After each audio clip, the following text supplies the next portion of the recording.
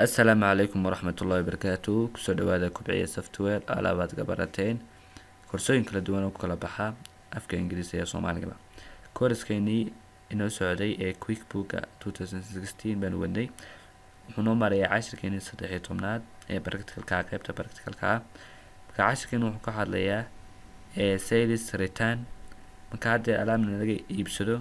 waxa dhacda marmar in alaabtii 10 shaadana laga iibsado in laba kamid ah lagu soo celiyo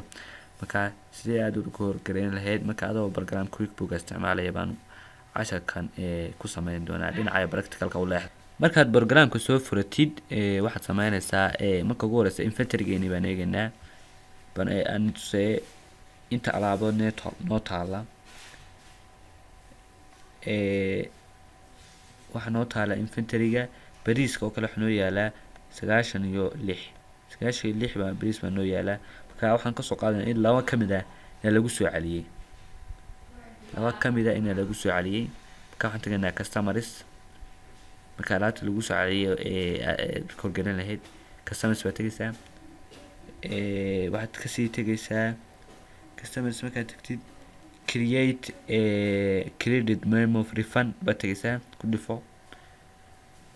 aan shaashada iska weynaysiisto then halkaa waxaad ka doonaysaa customerskii alaabta kugu soo celiyay ka soo qaad jaamac baan ayaan hore alaab ka iibiyay ka alaab igu soo celinaya ka itemkii baad gelinaysaa halkaa hoose itemkii geli ka soo qaad bariis igu soo celiyay laba shubo bariis igu soo celiyay ka soo qaad halkaa geli marka wax kale ma korgan intaas un baad korganaysaa safe and close aan dhaho marka meesha ay ahayd markii bariisku yaalay 96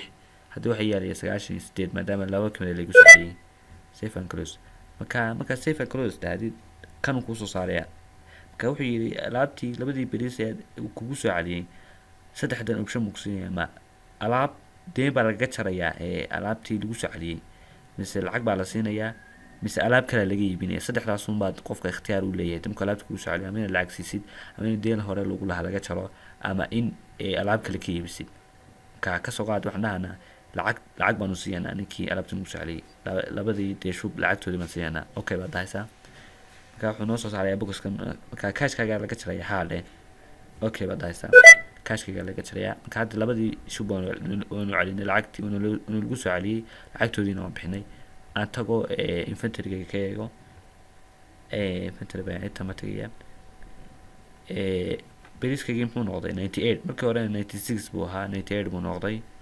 marka saasa alaab marka lagu soo celinayo saasa loo diiwaan geliyaa ka casharkeena intaas uu ku soo gabagabeeyay. Assalaamu calaykum waraxmatullaahi wabarakaatuh.